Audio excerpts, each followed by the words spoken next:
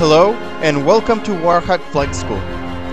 Today I'm going to teach you the basics of how to fly a Warhawk in Pro Flight mode. I will assume you just got the game and you don't know the controls yet. If you don't want to get slaughtered by online players, please make a local game and practice everything I say several times until you feel comfortable. Start by creating a game in any map you choose. I really recommend that you practice on all the maps before you go online. A good starter map is Island Outpost, so let's practice there.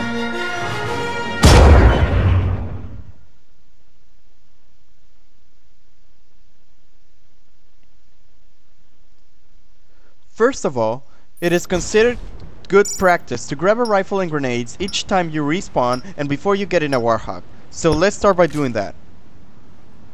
Now, what we want to do is make sure we change the default flight settings. So go into the pause menu, controller settings, and change the settings there. If you are going to use the motion sensor, it is best to lower the sensitivity. I like 3%, nevertheless we will not be flying with the 6-axis today. Make sure Pro Flight is enabled and select invert up-down to fly like a real pilot. For hover mode, lower the aim speed to something you are comfortable with. As you get better, you will be able to increase that speed. In hover mode, we go up and down with the R2 and L2 buttons. Press the arrow keys to bring up your weapons menu. Notice how you only start with one chaff and 5 swarm missiles.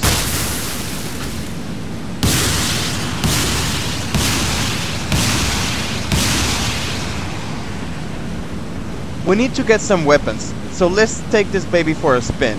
Exit out of hover mode with triangle button and move the Warhawk with the left analog stick. Get a feel for Pro Flight. This really takes time, so don't worry if you crash or you get dizzy the first time. Just keep practicing and you'll get better. If you need to make some adjustments, pause the video and make them. Don't worry, I won't go anywhere.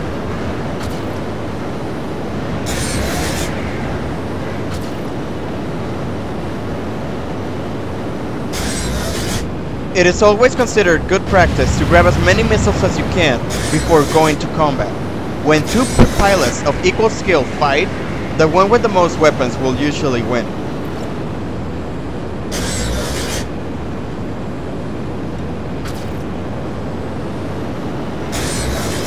Okay, now that we have all the air weapons, let's test them out and see how they work. Capture any base so we can practice shooting some vehicles. Let's capture this base right here. You capture a base by exiting the Warhawk with the square button and standing next to the flag.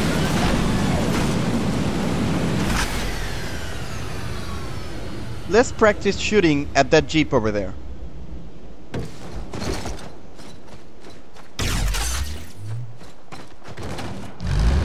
Pressing the down arrow key in the Warhawk brings up the cluster bomb. Notice how it shoots.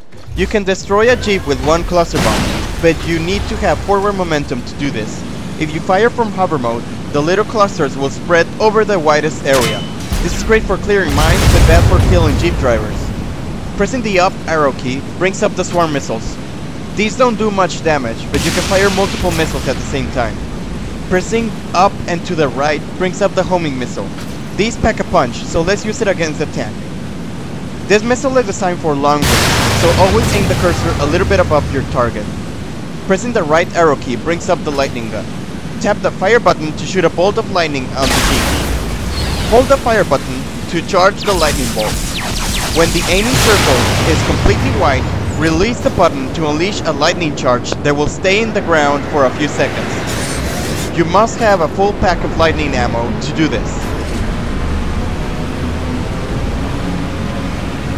Pushing the down and right arrow key brings up the air mines. These will blow up and destroy any Warhawks that come too close. Remember to blow up the enemy air mines if you see them. I will demonstrate it by shooting my own air mines, but don't do this.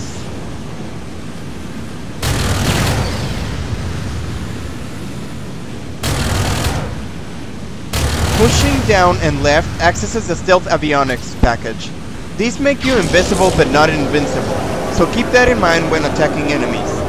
Finally, Pushing up and left accesses your tow missile. This missile will destroy pretty much anything. Check it out.